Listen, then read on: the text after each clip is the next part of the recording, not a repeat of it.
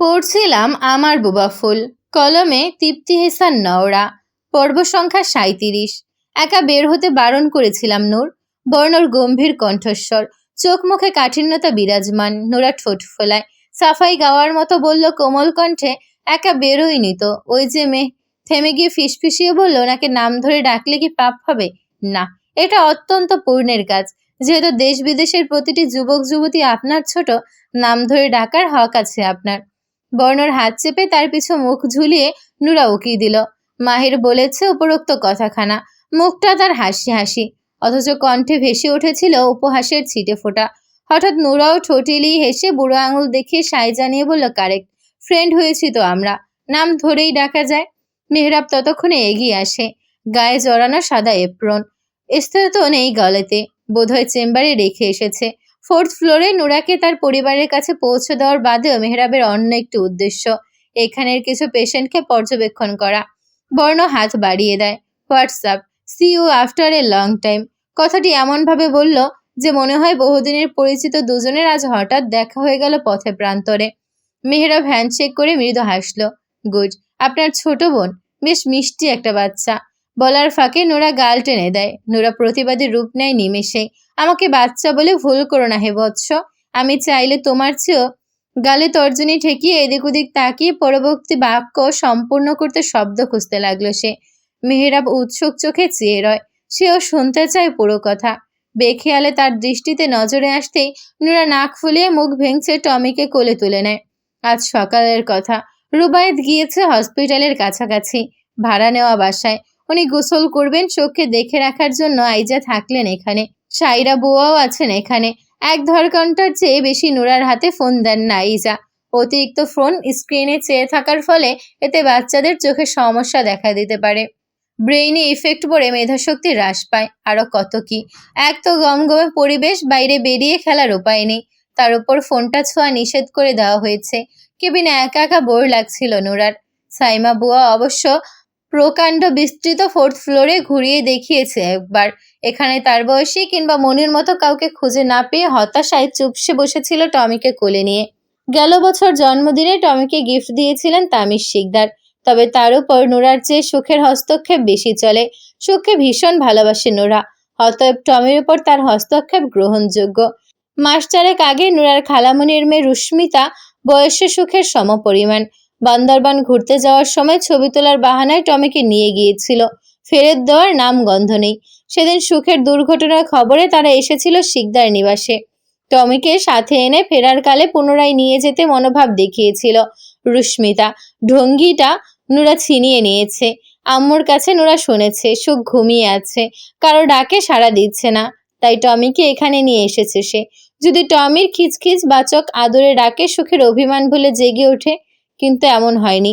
সুখ তখনও ঘুমিয়েছিল যখন নুরা টমিকে কোলে রেখে সুখকে বহুবার ডেকেছে, তবুও সাড়া দেয়নি। মন ক্ষুণ্ণ হয়ে টমিকে নিয়ে কেবিনে এসে কিছুক্ষণ বসে থাকার মাঝে আজাদ শিকদার এলেন পছন্দের স্ট্রবেরি ফ্লেভার আইসক্রিম, চকলেট সহ নানা রকমের ফ্রুটস নিয়ে। আইসক্রিম পেয়ে মন কিছুটা ফুরফুরে হয় নুরার। তার খানিক পর সুখের কন্ডিশন নিয়ে কথা বলতে দুজন ডক্টর, একজন নার্স এলো। তাদের মাঝে মেহরাবও ছিল। মিনিট দুয়েকের মধ্যে কথার জালে ছোটদের মন জয় করার প্রশংসনীয় গুণ আছে মেহরাবের। সুখের ব্যাপারে কথা শেষে ফিরে যাওয়ার আগে চুপটি করে বসে থাকা নুরার সাথেও খানিক সময় ভেতরে বসে সখ্যতা গড়ে ওঠে। বন্ধুত্ব করে দুজনে। সেই খাতিরে আব্বু আম্মুকে বলে মেহরাবের পিছু ধরে তার চেম্বার পর্যন্ত চলে গিয়েছিল। ডক্টরের পিছু ঘুরে পুরো হসপিটাল দেখাও হয়ে গেল এতে। রাত তখন গভীর। কটা বাজে খেয়াল নেই। হসপিটাল জুড়ে ভয়ানক নীরবতা, মিশ্রিত নিস্তব্ধতা। রাস্তা থেকে ক্ষণে ক্ষণে গুটি কয়েক গাড়ির হর্ন ভেসে আসছে। পাশাপাশি দুটো রুমে, একটাতে রুবায়েত এবং সাইমা। আইজাকে বলে কয়ে আজাদ শিকদারের সাথে পাঠিয়ে দিয়েছেন রুবায়েত। ছোট আকৃতির কেবিনে এতক্ষণ থাকতে কষ্ট হবে উপরোক্ত নুরা এখনো বাচ্চা। ঘুমের ঘরে বিছানার অর্ধেকাংশ তারই রাজত্ব চলে। রুবায়েত জায়নামাজ থেকে উঠে সদ্য মাথা রেখেছেন ছোট বিছানাতে। সাইমা বুয়া ফ্লোরে বেডশিট বিছিয়ে ঘুমায়। যদিও ভদ্রতার খাতিরে বার কয়েক তাকেও পাশে শুতে বলেছিল রুবায়েত, কিন্তু সে ওইটুকুতেই কৃতজ্ঞ। তামির শিকদার আশেপাশেই থাকবেন। রাতে ঘুমান না তিনি। হঠাৎ চোখ খুলে যায় রুবায়েতের। মনে কেমন যেন খটকা লাগলো আচমকাই। অল্পক্ষণ স্থির থেকে ফোনের ফ্ল্যাশ অন করে মেঝেতে চেয়ে দেখে সাইমা বুয়ার বিছানা খালি, সে নেই এখানে। বাথরুমের দরজাও বাইরে থেকেই বন্ধ। থম মেরে বাকশূন্য হয়ে বসে রইলেন রুবাইয়াত। কোথায় গেল সে? এত রাতে বাইরে তার কোনো কাজ থাকতে পারে বলে মনে হয় না। রুবাইয়াতের মন আনচান আনচান করে উঠল কেন যেন। ওনার আগেও মনে হতো তিনি যখন ঘুমোতেন সাইমা উঠে কোথাও একটা চলে যেত, কিন্তু খুব গভীর রাতে ঘুমের সাড়া দেন বিধায় চোখ মেলে কখনো সত্যতা যাচাই করা হয়নি। আজ হঠাৎ বিধাতার চাওয়ায় হয়তো ঘুমটা ভেঙেছে। ফোনের লাইট বন্ধ করে নিঃশব্দে রুম থেকে বেরিয়ে এলেন তিনি। কেবিনের মুখোমুখি রুমেই শোক চিকিৎসাধীন অবস্থায় শুয়ে আছে। দরজা হালকা ফাঁক করা দেখেই গলা শুকিয়ে এলো, বুক কেঁপে ওঠে। দু কদম বাড়িয়ে উত্তরের দীর্ঘ করিডোরে চোখ পড়তেই দেখলো বর্ণ এগিয়ে আসছে প্রশ্নতীত মুখে। রুবাইয়াত ইশারায় তাকে কথা বলতে নিষেধ করে।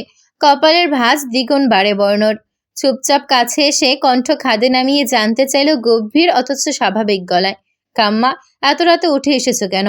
ভেতরে সবকিছুর ব্যবস্থা আছে মেবি, এত রাতে বাহিরে তোমার প্রয়োজন তো দেখছি না। Wait a minute. বর্ণ শেষাক্ত কথাটি আউড়ে কান পাতার মতো করল সজাগ মস্তিষ্কে। গুনগুন আওয়াজ কানে এসে লাগছে সুখের কেবিন থেকে। ফুলের কাছে কি ওখানে? আমি জানি না। রুবাইয়াতের কণ্ঠস্বর শঙ্কায় জড়িয়ে আসে। বর্ণ সতর্ক পায়ে দরজার নিকটে গিয়ে ধীরে ঠেলে দেয় কাচের দোরখানা। কক্ষের আলো বলতে নীলচে রাঙা ক্ষীণ ড্রিম লাইটে জ্বলছে। উত্তর দক্ষিণ হয়ে বেডে নিস্তেজ পড়ে থাকা সুখের পায়ের কাছে কেউ একজন বসে আছে। বিড়বিড় করে কিসব বলে গুনগুন করে কাঁদছে। কান্নার শব্দ বলে দিচ্ছে এটা কোনো মহিলা। কে তুমি? আমার মেয়ের কাছে কি করছো? আকস্মাৎ কণ্ঠে মহিলা থমকে গেল যেন। ধরপড়িয়ে উঠে মাথার কাপড় টানলো। নীলচে আলোয় চেহারা স্পর্শ দৃশ্যমান হওয়ার নয়। বর্ণ আলো জানানোর আগেই মহিলা পালিয়ে আসতে ছুটে নেয়। ততক্ষণে সাদাটে আলো জ্বলে উঠল কক্ষ জুড়ে। মহিলার বাহুবর্ণ শক্তপোক্ত হাতের বাঁধনে বন্দী। ছুটাছুটি করেও ছাড়া না পেয়ে ফুপিয়ে উঠল রমণী। রুবাইয়াত ধীরে এগিয়ে গেল তার দিকে। শাড়িটা কেমন চেনা চেনা ঠেকছে, কিন্তু মেয়ের চিন্তায় মাথায় আসছে না সেসব। ঘোমটা তুল। বলার ফাঁকেই নিজের মুখ থেকে মহিলার ঘোমটা ছুঁড়ে ফেলে দিলেন পিছু। রুবাইয়াত বিস্ফোরিত চোখে তাকিয়ে বলল পরপরই, সাইমা তুই আমার মেয়ের কাছে এই মধ্যরাতে কোন উদ্দেশ্যে এসেছিস? ওর ক্ষতি করতে নয় তো? কি হলো, চুপ করে আছিস কেন? বুক ভাঙা ক্রন্দনে নেতিয়ে পড়ে সাইমা। ধপ করে মেঝেতে বসে পড়ে। নজর রাখে অদূরের সুখের মুখশ্রীতে। বর্ণ ভ্রু গুটিয়ে চেয়ে থাকে। অতঃপর প্রলম্বিত এক শ্বাস ছেড়ে ঘাড়ে হাত ম্যাসেজ করে অন্যত্র নজর সরিয়ে নেয় নির্বিকার। হয়তো কিছু আন্দাজ করে নিয়েছে। রুবাইয়াত ফের খ্যাপাটে গলায় মৃদু চেঁচিয়ে ওঠেন, আমার চোখ লেগে এলে তুই প্রায় আমার মেয়ের কাছে আসতি তাই না? কি করেছিস ওর সাথে? নিশ্চয়ই তুই কোনো ক্ষতি করে দিয়েছিস বলে ও চোখ মেলছে না। সাইমার চোখ অঝরে বৃষ্টি ঝরে পড়ে। ঢোক গিলে বুক ভাঙা স্বরে হঠাৎ করেই বলল, জন্মদাত্রী মা হয়ে নিজের মেয়ের ক্ষতি কিভাবে করতে পারি আমি? কক্ষে স্তব্ধতার বিস্ফোরণ ঘটল। এক মুহূর্তের জন্য নির্বাক কক্ষে নানা যন্ত্রপাতির ভিড়ে উপস্থিত মানুষগুলোও নির্বাক রইল। এরপর অবিশ্বাস্য কণ্ঠে ফেটে পড়ে চারদিকে, কি কি বললি তুই? বর্ণ তুই শুনেছিস ও কি বলল? পাগল নাকি? আজে বাজে বকছে। বর্ণ এক হাতে জড়িয়ে নিল তাকে। রিল্যাক্স কাম্মা। কিন্তু আজ শুনলেন না রুবাইয়াত। নিজেও ডুকরে উঠলেন প্রায়। ওর এত বড় সাহস কি করে হয়? আমার বুকের মানিক, আমার 7 রাজার ধন, আমার মেয়ের মা দাবি করছে নিজেকে। ও যদি মা হয় তাহলে আমি কে? সাইমা নীরবে কেঁদে চলেছে ঠোঁট কামড়ে। চোখের কোটর ঝাপসা। মনে দুঃসাহসিক দ্বন্দ্ব চলছে। রুবাইয়াতকে এক হাতে জাপটে ধরে রেখেছে বর্ণ। কিছু বলার আগেই ভদ্রমহিলা সাইমার উপর চড়াও হয়ে হাত তোলার মতো ইঙ্গিত করে পুনরায় ভাঙা স্বরে বলে ওঠেন, বুয়া মিথ্যে বলছে না। সুখ আমার একমাত্র মেয়ে, আমি ওর মা, আমাদের সংসারের সুখ পাখিও। বাবার ভরসায় জল ঢেলে পঞ্চম সন্তানটাও ছেলের পরিবর্তে মেয়ে হয়ে জন্মালাম। কি অসম্মানজনক ব্যাপার স্যাপার! একটা নয় দুটো নয়, 5টি কন্যা সন্তান কোন বাবার ঘরে হতে আছে? কন্যা সন্তানের বাবা পরিচয় দিতে গেলেও সমাজের সামনে মাথা হেঁট। অসন্তুষ্ট বাবা একদিন সুযোগ বুঝে মায়ের অগোচরে আশ্রমে দিয়ে এলেন আমায়। সেখানেই বড় হতে লাগলাম। আশ্রমের পরিচায়িকা মাতা স্কুলে ভর্তি করিয়ে দেয়। ব্রিলিয়ান্ট স্টুডেন্ট ছিলাম। ক্লাস 5-এ, তারপর 8-এ, এরপর মাধ্যমিকেও বৃত্তি পেয়েছি। ফলস্বরূপ আমার লেখাপড়ার খরচ আশ্রমকে বহন করতে হয়নি কখনো। অনার্স 2nd ইয়ারে পড়ি তখন। 2-3টে টিউশনি করে বেশ আয়েশি জীবন চালাতে পারি। গরিবই আমার কোনো কালেই পছন্দ ছিল না। যা আয় করতাম তার কিছু ভাগ আশ্রমে দিয়ে বাকিটা সাধ্যমতো টোকা মেরে চলতাম এক প্রকার। আমার অবস্থান কোথায়, কোন পরিবেশে আছি, কোথায় বেড়ে উঠেছি ধ্যান নেইনি কোনোদিন। আশ্রমে প্রায়শই একজন ভদ্রলোক আসতেন সাহায্যের খাতিরে। সবাই তাকে সাহেব নামেই জানত। সাইমা স্মিথ হেসে থামলো হঠাৎ করে। চোখের পানি মুছে অন্যত্র চেয়ে বুক ভরে দীর্ঘশ্বাস ছাড়ল। ভরাকান্ত মনে রুবায়াতকে নির্বিকার চেয়ে শুনছে সব। কোনো প্রশ্ন করে না মাঝপথে। বর্ণ দুহাত পিছু নিয়ে পিঠে ভাঁজ করা শটান বুকে দাম্ভিকতার সাথে দাঁড়িয়ে আছে। একদৃষ্ট নজর সম্পূর্ণ ঘুমন্ত সুখের ফ্যাকাশে মুখশ্রীতে। আশীর্বাদ সে এত সবে তার আগ্রহ নেই বললেই চলে। আমি তখন যথেষ্ট সুন্দরী। পুরো আশ্রমেও এই নিয়ে বেশ নামডাক ছিল। হঠাৎ একদিন সাহেব বিয়ের প্রস্তাব দিয়ে বসলেন। কত বিস্ময়কর ঘটনা! এত উচ্চ স্তরের লোক হয়ে আশ্রমের এক সামান্য মেয়েকে পছন্দ করে বিয়ে করার ইচ্ছে পোষণ করেছেন। মাতা অবশ্য অবাক হলেন না। হয়তো আগে থেকেই আন্দাজ ছিল এমন কিছু একটা হবে। সাহেবের প্রস্তাব গ্রহণ নাকচের সিদ্ধান্ত আমার উপরে এলো।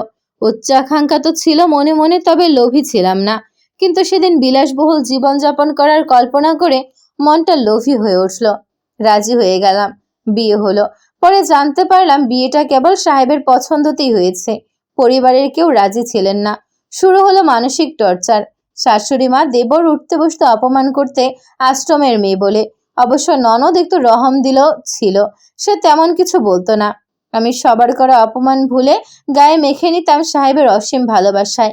বাড়ির সকলে আবার সাহেবকে খুব মানে। ওনার সামনে কেউ চোখটাও অবধি রাঙায়নি। তাই আমিও তাদের ভেতরে কুৎসিত রূপের ব্যাখ্যা কখনো সাহেবের সামনে তুলে ধরিনি। ইচ্ছে ছিল না এমন কিন্তু নয়। সাহেবকে সবকিছু জানাবো এমন মন স্থির করার পর হঠাৎ মনে হলো ওনার তো শুকনো জমিতেই লাফাচ্ছেন। সাহেবের সামনে গেলে সবাই ঠিকই আমাকে সমীহ করে। এতেই আমার জয়। বিয়ের 2 বছরের মাথায় কনসিভ করি। দুজনের কত স্বপ্ন, কত আকাঙ্ক্ষা। কিছুদিন অতিবাহিত হওয়ার পর একদিন রাতে সাহেব ঘুমের ঘোরে কেমন ছটফট করছিলেন। আমি ভয় পেয়ে গেলাম। রাতের বেলা সবাই তখন ঘুমন্ত। সাহেবের ছটফট বেড়েই চলেছে ক্রমশ। কথা বলতে পারছিলেন না, তবে ইশারায় কিছু একটা বোঝাতে চাইছেন। কিন্তু আমি আজও বুঝতে পারিনি সেই ইশারার ব্যাখ্যা। সেদিন দেবর শাশুড়ি দরজা ধাক্কালাম অনেক। আমার শ্বশুর নেই। এমন সময় তারা অতিষ্ঠ হয়ে বেরিয়ে এলো। সাহেবের অবস্থা দেখে হসপিটালে ছুটল তাড়াহুড়োয়। চোখ বুঝে সাইমা, গড়িয়ে পড়া অশ্রু, শরীরে লোমকূপ সিধে হয়ে উঠেছে। রুবায়েত অবচেতনেই হঠাৎ কৌতূহলী দেখায়। তারপর, তোমার সাহেব এখন কোথায়? শুকনো ঠোঁটে হেসে সাইমা জবাব করে, তিনি আর নেই। হসপিটালে নিয়ে যাওয়া 13 মিনিট পরেই মৃত্যুবরণ করেন নেন। খানিকের ব্যবধানে আমার শেষ আশ্রয়স্থল চলে গেল পরপারে। অথচ ঘণ্টাখানেক আগেও যিনি হাসি খুশি ছিলেন, চোখ ভরা স্বপ্ন বাবা হবেন, আঙুল আঁকড়ে বাচ্চাকে হাঁটা শেখাবেন, নিমেষেই সব মিথ্যে হয়ে গেল। শ্বশুর বাড়িতে এতদিন কথা শুনতো শুধু। সাহেবের মৃত্যুর পর গায়ে হাত তুলতেও দ্বিধাবোধ করে না। আমিও নিয়তিকে মেনে নিলাম। স্বামীর শেষ স্মৃতি হিসেবে পেটে যে ছোট্ট প্রাণ বেড়ে উঠেছে, তাকে নিয়ে আমাদের রুমটায় আশ্রয় চেয়েছিলাম শুধু। কোনো টাকা কড়ি চাই না। তারা মানল না। ঘাড় ধাক্কা দিয়ে বাড়ি থেকে বের করে দিল চিরতরে। আমার অনাগত সন্তানকেও তারা গ্রহণ করবে না। আশ্রম ছাড়া অন্য কোথাও ঠাঁই নেওয়ার জায়গা ছিল না। সেখানেই গেলাম। শ্বশুর বাড়ি ছেড়ে বাবার বাড়ি উঠলেও কদিন যেতে না যেতেই সেখানে স্বয়ং বাবা মাও আর চোখে চেয়ে অসন্তুষ্টের শ্বাস ফেলে। সেখানে আশ্রম তো আমার পড়ালেখা করিয়ে যথেষ্ট শিক্ষিত বানিয়ে বিয়েও দিয়েছে। ওখানেই তাদের দায়িত্ব শেষ। মাতার কাছে সময় চেয়ে নিলাম ডেলিভারি ডেট পর্যন্ত। চাঁদের টুকরোর মতো একটা মেয়ে হলো আমার। সৃষ্টিকর্তা বুঝি নিজের হাতে খুব যত্নে বানিয়েছেন। কিন্তু আমি সন্তুষ্ট হতে পারছিলাম না। বাবা নামক বটবৃক্ষের ছায়া যার মাথার উপর নেই, সে সুন্দর হলেই বা কি? সবাই তাকে ঠিকই এতিম বলেই জানবে। সমাজ তাকে হেয় করবে। ধারণা করতে পারছিলাম আমি যেই জীবন পার করে এসেছি, তাকেও সেটার স্বাদ গ্রহণ করতে হবে অল্প বিস্তর। একদিন হসপিটাল থেকে বেরোনোর সময় একটা ভদ্রমহিলার সাথে ধাক্কা লেগে পড়ে যেতে গিয়েও সামনে এলাম। অবাকই হলাম বটে। অস্ত্রসিক্ত চোখে ভদ্রমহিলা উন্মাদের মতো আচরণ করছিলেন। আমার সোনা বাচ্চা, আমার সন্তানকে এনে দাও, এমনই বিলাপ বকছিল। আর সামনে কোনো ছোট বাচ্চা দেখলেই ঝাঁপিয়ে পড়ছিল। বুকে জাপটে ধরে চোমর পর চোমো আঁকছিল। ওনাকে সামলাতে হিমশিম খাচ্ছে একজন ভদ্রলোক। একসময় জ্ঞান হারিয়ে যান, আর ভদ্রলোক ওনাকে নিয়ে গাড়িতে উঠে নিয়ে চলে গেলেন। দেখতে যথেষ্ট উচ্চবিত্ত ঘরের মনে হলো তাদের। আমি ওনাদের পিছু নিলাম। একটা শিশু পার্কে নামলেন তারা। এতক্ষণ যে ভদ্রমহিলা পাগলামি করছিলেন, ছোট ছোট বাচ্চাদের সান্নিধ্য পেলেই তিনি হয়ে উঠলেন ভদ্র সভ্য শান্ত দিঘির মতো। হসপিটালে একজন পেশেন্টের ডিটেলস অন্যজনকে দেয় না। আমি ডক্টরের হাতে পায়ে ধরে জানতে পারলাম দীর্ঘ 5 বছর পর ভদ্রমহিলা বহু ডক্টরের নানা চিকিৎসা সেবার পর সন্তান সম্ভবা হয়েছিলেন, তাও মিসক্যারেজ, জরায়ুত টিউমার। তাই চিকিৎসার খাতিরে আর জীবন বাঁচাতে জরায়ু নিয়ে ফেলা হয়েছে, আর কখনো মা হতে পারবেন না। রুবাইয়ের ঠোঁট কামড়ে ছলছল চোখে অন্যদিকে নজর ঘুরিয়ে নেয়। কিছু মিলে যাচ্ছে তার সাথে। সাইমা তখনও মেঝেতে বসা, চোখের কোণে রুবায়েতকে লক্ষ্য করে বলে গেল, মেয়েকে সুন্দর সুস্থ জীবন উপহার দেওয়াই ছিল আমার লক্ষ্য। বেশ কয়েকদিন ওনাদের নজরে রেখে একদিন আমার নারী ছেঁড়া ধনকে তাদের গাড়ির পেছনের সিটে রেখে একটু আড়ালে গিয়ে দাঁড়ালাম। পার্ক থেকে ফিরে ছোট্ট এক নিশ্চুপ বাস্তার অস্তিত্ব পেয়ে ভদ্রমহিলা উতলা হয়ে ওঠেন আনমনে।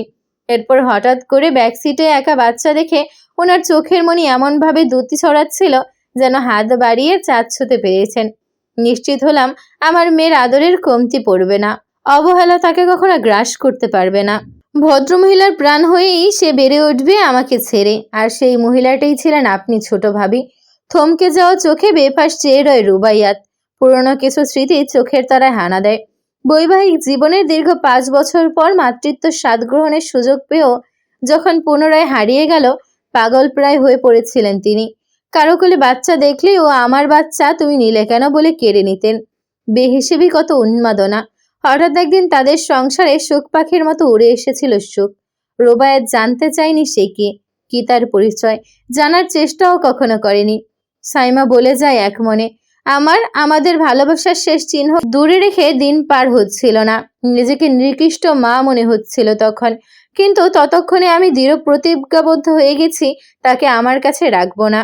সে কিছুই পাবে না আমার কাছে বড় হলে, না পাবে চাহিদা পূরণ করতে, না পাবে সমাজে মাথা উঁচিয়ে চলতে। মা হয়ে প্রতিনিয়ত মেয়ের মনোবল ভাঙছে কল্পনা করলেই যেখানে সবকিছুর প্রতি বিতৃষ্ণা চলে আসে। স্বচক্ষে কিভাবে দেখতাম। জড়তাহীন শুদ্ধ বাংলায় এক নাগারে কথাগুলো বলছে সাইমা। ইতপূর্বে তার মুখে এমন নির্ভুল বাক্য কখনো শোনা যায়নি। খালাম্মা হানিফা বেগম গ্রাম্য সাদাসিধে একজন বুয়ার তালাশ করছিলেন, যে বাড়ির প্রয়োজনে সব কাজ করবে। শিকদার নিবাসেই খাবে দাবে থাকার ব্যবস্থাও আছে। শর্ত একটাই, মেয়ে গ্রামীণ হওয়া চাই। মেয়ের কাছাকাছি থাকার এই সুযোগ আমার সামনে কেবল আমার মেয়ে, আর কোনো পিছুটান ছিল না। সার্টিফিকেট, সব দামি কাপড় চোপড় আগুনে জ্বালিয়ে গায়ে জড়ালাম তেনা কম দামি শাড়ি। অথচ এমন বাজে রকমের সুন্দর শাড়ি দেখলে একসময় নাক সিটকাতাম। শিকদার বাড়ি পা রাখার পর মুহূর্ত থেকে অর্জিত জ্ঞান সব পিছনে ছেড়ে ছুড়ে বনে গেলাম নিরক্ষর অজ্ঞ গ্রামের খ্যাত। শারমিলি থেকে সাইমা, নামের পাশে পদবী যোগ হলো বুয়া। সেই থেকে 19টি বছর ধরে পড়ে আছে শিকদার নিবাসে। রুবায়ের ধীর পায়ে সাইমার কাছাকাছি এসে মুখোমুখি হয়ে বসে পড়ল আচমকা। অমূল্য কিছু হারানোর ভয় জেঁকে বসেছে মনে। নেত্রকোণ ভেজা, নিষ্প্রাণ গলায় জোর দিয়ে বলল, সেদিনও স্বার্থপর ছিলাম। একবারের জন্য জানতে চাইনি কে সে, তাকে ছেড়ে তার মায়ের মন ভাঙন কেমন বর্ণ ধারণ করেছে, পোড়া কয়লা নাকি স্তব্ধ মাটি। অবশ্য মা তো স্বেচ্ছায় আমাকে নতুন করে বাঁচতে তাকে আমার কাছে সঁপে দিয়েছিল। আজ আবার স্বার্থপরের মতো বলছি, ও আমার মেয়ে। বুকের দিকে আঙুলের ইশারা করে বলল, এখানে চেপে ধরে লালন করেছি তাকে। চলে যাও আমাদের ছেড়ে, অনেক দূরে। তোমার কোনো দুঃখ করতে হবে না, আমি চালাবো তোমাকে। মাসের শেষে অ্যাকাউন্টে টাকা পৌঁছে যাবে, অভাবের ছায়াও পড়বে না। রুবায়েত অশ্রুসিক্ত চোখে হাত জোর করে ধরে আছে, ঠোঁট কামড়ে আছে, রুদ্ধশ্বাস, তাও অশ্রুকণা গড়িয়ে পড়ে। বুকটার প্রচুর ব্যথা হচ্ছে। ওনার জোর হাত দুটো নিজের হাতের মুঠোয় পড়ে হু হু করে কেঁদে উঠল সাইমা। স্বার্থপরার তার এ কোন পর্যায়। আমি কখনো মা হিসেবে ওর সামনে দাঁড়াবো না। তবু 19টি বছর চরম সত্যিটা নিজের কাছে পুষে রেখে আজ যেমন বাধ্য হয়ে আমার কাছে স্বীকার করলে, হয়তো এমন একদিন এলো সুখের সামনেও বলে ফেললে কথাটি। ও এটা সহ্য করতে পারবে না, আর সত্যিটা ওর সামনে প্রকাশ পেলে আমি শান্তিতে মরতেও পারবো না। ও আমৃত্যু এটাই জানবে যে তামিজ শিকদার এবং জাহানারা রুবাইয়াতের একমাত্র মেয়ে ফারিস্তা সোফান সুখ। অনুরোধ করছি, চলে যাও দয়া করে। দুজন মা মুখোমুখি বসা, তাদের উভয়েই কাঁদছে। বর্ণ তাকালো হঠাৎ করে। সে সময় সাইমাও চায় করুণ চোখে। দৃষ্টিতে একটা আকুতি ছিল। হয়তো বর্ণ যেন রুবায়েতকে বোঝায়, তাকে যেন শিকদার বাড়ি ছেড়ে চলে যেতে না বলে। সে শুধু সুখকে নয়, বাড়ির প্রতিটি মানুষজন ইট পাথরের মায়ায় পড়ে গেছে। দূরে সরে যাওয়ার কথা ভাবনায় আনতেও বুকের ভেতরটা বড্ড পড়ছে। রাতের শেষ প্রহরের দিকে বর্ণ একা এলো সুখের কাছে। দরজা চাপিয়ে দেয়। টুল টেনে বসে অনেকক্ষণ চেয়ে রইল অনিমেষ। হঠাৎ উঠে দাঁড়িয়ে সুখের মাথার পাশে বা হাত রেখে ভর করে কিঞ্চিত ঝুঁকে গেল। নিজে থেকেই বলল, মনে হয় তোকে অনেক কাল চোখ খুলতে দেখি না। আর কত ঘুমাবি, এবার ওঠ। অন্যরকম কাতর শোনায় তার পরবর্তী স্বর। দেখ, আমিও কাঁদছি। না, আমি নই, অনিয়ন্ত্রিত হৃদয় কাঁদছে বোধহয়। সঠিক ধরতে পারছে না, কিন্তু পাঁজরটাতে প্রচন্ড ব্যথা অনুভব হচ্ছে জানিস। নিজেকে নিয়ে সাফাই গাওয়ার অভ্যাস ছেড়ে দিয়েছি বহুকাল। আজ তোর কাছে সামান্য সাফাই গাই কেমন? একটু নীরবতা। ঠোঁটে ঠোঁট চেপে ঘন ঘন 3বার পল্লব ঝাপটে নজর পুনরায় স্থির করে বর্ণ। আরো খানিকটা ঝুঁকে সুখের বন্ধরত চোখে চোখ রেখে বলল অদ্ভুত মিহি গলায়, আমার নিশানা আপাতত আমার মঞ্জিল, যা এখনো ছুঁতে পারিনি। আর কিছুটা পথ বাকি। আর প্রেম ভালোবাসা কখনো আমার মঞ্জিল ছিল না। ইভেন আই হেট লাভ। তুই ঠিকই ভাবিস। এমন এক পর্যায়ে এসে দাঁড়িয়েছি, হাজারো মেয়েরা আবেগে ভেসে ভালোবাসার কথা শোনাতে আসে। ওসব সোকল্ড লাভ দেখে মেয়েদের প্রতি অনীহা চলে এসেছে। এরা ভেতরের আমিটাকে নয়, আমার স্রোত, আমার ফেমকেই ভালোবাসে। ফুল, ডাকটা এতটা ক্রমল ছিল যে সুখ চেতনায় থাকলে নির্ঘাত হৃদস্পন্দন খেয়ে হারাতো। বর্ণ বলে যায়, আমার কাছে তুই এখনো নোরার মতোই ছোট। কেন যেন মনকে মানাতে পারি না সেই ছোট্ট বোবা ফুল আজ অনেক বড়। এতটাই বড় যে আমাকে ভালোবাসার বিষ পান করতেও পিছু হাঁটলো না। ভেবেছিলাম বাকিদের মতো তুইও একই গর্তে পা দিয়েছিস, এবং সেটা ভেবেই মেজাজ চড়ে গিয়েছিল। আমার বাড়ির মেয়েরা হবে সবার চেয়ে আলাদা, অন্যরকম। সেখানে তুই ওদের মতো কেন হবি? কোন সাহসে? আর যখন হয়েই গেছিস তখন শাস্তিটা পাওয়ারই ছিল।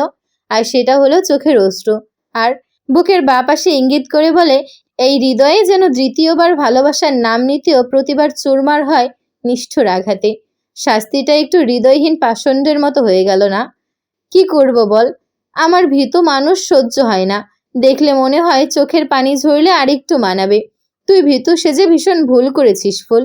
জানিস, অনুশোচনা বোধ হয় না আমার। মাঝে মাঝে আবার হয়, ঠিক অন্ধকার আকাশের বুকে হঠাৎ বিজলির মতো। এই ক্ষণস্থায়ী অনুশোচনা নিয়ে আমি কি ধুয়ে পানি খাবো? তোকে এত কথাই বা বলছি কেন আজ, জানি না। মুখ স্টপ রাখতে পারছি না। এত কথার মূল পয়েন্ট কি জানিস? বর্ণ ঠোঁট বাঁকিয়ে হাসল, ফিসফিসিয়ে বলল, unfortunately maybe I am addicted to you. আজ এই মুহূর্ত থেকে তুই চাইলেও আমার, না চাইলেও আমার। হোক না ওই ভালোবাসা তোর আবেগ অথবা বিবেক, আমার মঞ্জিলের আগে ভালোবাসার দাবি নিয়ে তুই কিন্তু দাঁড়িয়েছিলি। চোখের বেডের খানিক দূরে আরেকটা মিনি সাইজের বেড, সেখানে রুবায়েত থাকে। মেয়েকে একা ছাড়তে তিনি নারাজ। সেদিন ভোরবেলা সুখের পাশে খানিকক্ষণ কাটিয়ে একা একা কত কি বলে অপর কেবিনে এলেন ভদ্র মহিলা। আইজা এসেছে শেষবারের মতো সুখকে দেখতে। আজ এই শিকদার নিবাসে ফিরবে তারা। সাইমা একপাশে চুপচাপ বসে আছে। নুরা তাকে এটা ওটা জিজ্ঞেস করছে। মাঝে মাঝে সেও জবাব করছে বিরস মুখে। তামিজ শিকদারের সাথে যোগাযোগ বিচ্ছিন্ন করে পুনরায় আইজার পাশে এসে বসলেন রুবাইয়াত। তামিজ নিজেদের জেলায় গিয়েছিল মাঝে, আবার ফিরে এসেছেন গতকাল। আইজা ঠোঁট নাড়িয়ে কিছু একটা বলল বোধহয়। সেটা চাপা পড়ল ধুম একটা শব্দে। ফ্লোরও কেঁপে উঠল বোধহয় সেই শব্দে। আতকে পরস্পরের মুখ চাওয়াচাওয়ি করে রুবায়েত উঠে পা বাড়ানোর আগেই সাইমা ছুটে গেল সামনের কেবিনে। দরজার নিকটে গিয়ে থম মেরে বাকশূন্য হয়ে দাঁড়িয়ে ফেলল। অস্ফুট চেঁচিয়ে রুবায়েত ঝুঁকে পড়ে ঝড়ের গতিতে। সুখ বেডের নিচে ফ্লোরে পড়ে আছে, নিঃশ্বাস ভারী। গুঙানির আওয়াজ হয় মৃদুমন্দ। মেয়েকে তড়িৎ বুকে আঁকড়ে ধরল রুবাইয়াত। শরীর অস্বাভাবিক কাঁপছে সুখের, থরথর সেই কাঁপুনি। রুবায়েত কপালে চুমু এঁকে অস্থির গলায় আহ্বান করে, এই তো আম্মু, কষ্ট হচ্ছে? চোখ খোলো। আপা ডক্টরকে ডাকো। নার্স, আমার মেয়ে কেমন যেন করছে।